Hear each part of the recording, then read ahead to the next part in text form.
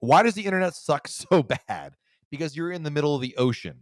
The internet at your home and at restaurants and at the car dealership is so good because you've got it's a lot of it. The source of the internet is wired, and that is very effective. There's very low latency. It's coming from network hubs, very effective. We're now in the middle of the ocean.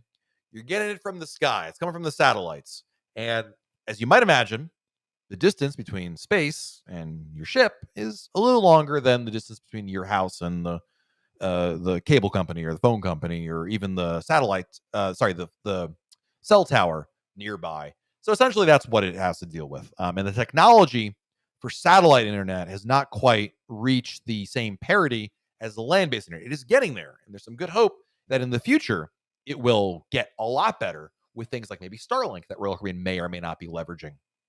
So we'll have to keep an eye on that one. What type of beverages can you bring on board? Are we allowed to bring bottled waters in our for our cruise? Yes. So you're allowed to bring up to 12 bottles or cans or whatever of non-alcoholic beverages, ST, whether that is water, soda, totally fine. You're not, and you can bring up to 2 bottles of wine per stateroom, ST. So you can bring 2 bottles of wine, you can bring 12 bottles of water, no problem. You just can't bring any alcoholic beverages like beer or liquor or anything like that. So just put it in your carry-on luggage, bring it on board on the first day, and you are good to go. Going to Alaska, Quantum of the Season 49 days. Just found out we'll be losing Endicott Arm and Dawes Glacier. We're all going to be $100, but still bummed. Do I have any other options? Yeah, don't forget, Rob. Well, in terms of changing your plans, I don't know, whatever the email says you got. But don't forget, Rob, you can still see glaciers. You're going to be going to Juneau. Mendenhall Glacier Park is one of the easiest glaciers to see because even if you're going to the glacier, to Dawes Glacier, there's always a chance your ship can't get in there and see it. Now, granted, I'm sure you would agree with you would agree with me, or I'd agree with you that you'd at least love to have the chance to go there. But my point is just because you're not going to Dawes Glacier doesn't mean you're not going to be able to see a glacier. It is very easy to see a glacier in Juneau, Skagway as well, and in both places you can actually take a helicopter or a seaplane to actually get you on the glacier, which you could never do at Dawes Glacier. So what I'm trying to say is, yeah, you're missing out on the glacier viewing at sea, but you're still going to be able to see glaciers during your cruise, and you'll see them from a lot closer, but for a far longer duration in one of these ports you're visiting. So something to keep in mind right there. No ocean view balconies available, so I booked Central Park balcony. What are they like for anything but ocean view?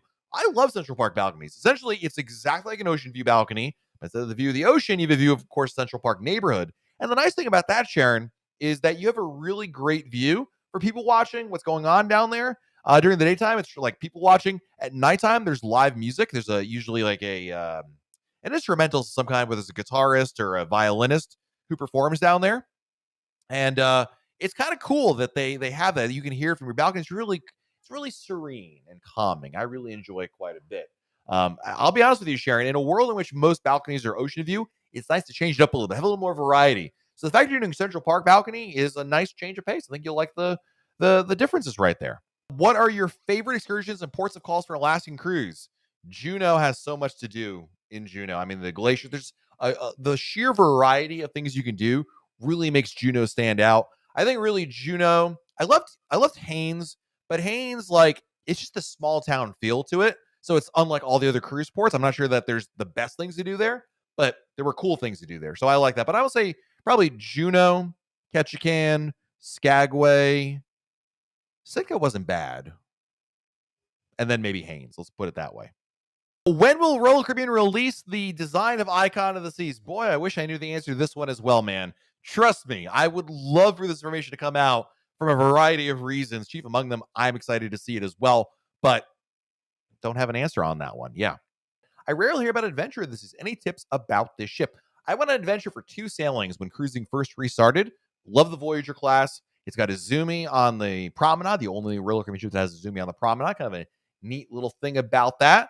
Go up to the helipad for sail away.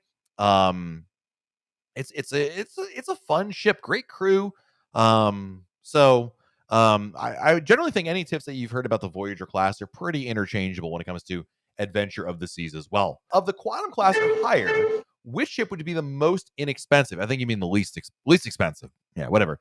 Quantum of the Seas, Allure of the Seas. Quantum or Allure probably statistically would be the cheapest ones. What is my favorite roller coaster cruise? The cruise I've ever taken. I am legally obliged to tell you that it was my honeymoon cruise with my wife. Actually, the cruise we just did on Mariner was absolutely fantastic. A lot of fun on that. I've had so many great cruises. I remember we did the Navigator over Christmas last year to the Mexican Riviera and had a wonderful time on board. It really, it it it really just runs the gamut, quite frankly, of they're all it's like children, right? You don't necessarily have a favorite, but there are certain things that make each one of them stand out. We are trying to do the unlimited dining on Symphony in November. Any tips on how to optimize my investment? Go on Embarkation Day, where there's going to be somewhere that's going to be open, so take advantage of that. And then, of course, on C days for lunch. And also, Russ, don't overlook the I'm just here for an appetizer kind of a thing. So maybe you have like a early dinner, like a 5 o'clock dinner, and then you stop at Playmakers for fries and a dessert late at night. You can do that. So it's unlimited. It's not one meal per day per dinner. You can really go to town with that. I swore I pay for gratuities when I pay for my cruise, but it doesn't show in the app. Is it even possible, or was I dreaming? It is possible.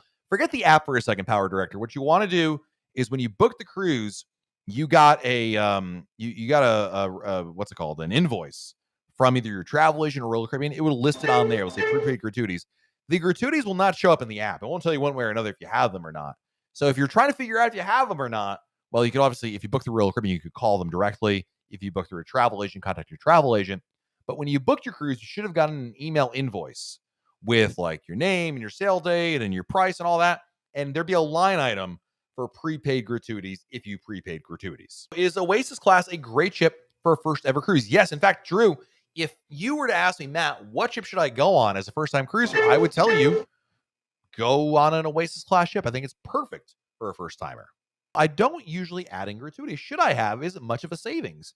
I like it for two reasons, Belmont. One, if the gratuity rate does go up, then you've locked in the old rates. You're good. That will save you money. Number two, it comes as part of when you make final payment, you'll pay that off. And I prefer not to have a giant bill at the end of the cruise. So the more you can prepay, the less you pay later on. And for that reason, I like it as well. Is $88 per person per day for alcohol and internet worth it, in my opinion? If it were, I mean, the answer is yes, it can very well be. I mean, listen, if you're going to be using the internet, if you're going to be, consuming a fair amount of drinks on board your ship, the answer is absolutely yes. It'll save you money. The question is just, are you going to use it enough to get your money's worth out of it, boy? Number one, the price will be more expensive on board the ship, so that changes your mind at all. But more importantly, the drink packages, the internet packages, I mean, it's that or nothing, right? Or you're paying for as you go kind of a thing, which is not going to save you money, especially compared to that package. So, yeah. Do you, if ever, take a non-cruise vacation? Yes. We went skiing the last couple of years in January, and that was actually this past January. We went skiing in Vermont. That was definitely a non-cruising vacation. My wife didn't love it as much as I did, but I enjoyed it quite a bit. And we do a lot of staycations. Like we'll do like weekends like in the area because we live in Orlando, we live in Florida. There's plenty of vacation homes around here. We'll do things like that. That's about the extent of it. I don't think I don't know the last time that I flew for a vacation. Probably for my sister's wedding in 2019. Do you use MEI for short 3-day cruises as well? I use MEI Travel for every single cruise I book. I don't care what it is. 3 nights, 7 nights, 14 nights. I use it for all of them. It makes in fact, Aaron, the more you use your travel agent, the better the value is because they already know everything I want. I don't have to keep giving them all my information, gratuity. They know all that stuff. So yes, absolutely, 100%. Is the Thrill Water Park worth it? I like it. I think if you've never been before, I think it's worth it. It's expensive, especially now, but I do think at the end of the day, it's a fun experience and there is enough to do to keep you busy the entire day. So I say yes. Maybe I don't want to go there like, 8 times in a row, but for one day, sure, why not? We'll be back again next Monday to answer more Royal Caribbean cruise questions right here on YouTube. Until then, have a great week, everybody. Stay safe out there. Do something fun, and we'll talk again very soon right here on YouTube. Bye, everybody.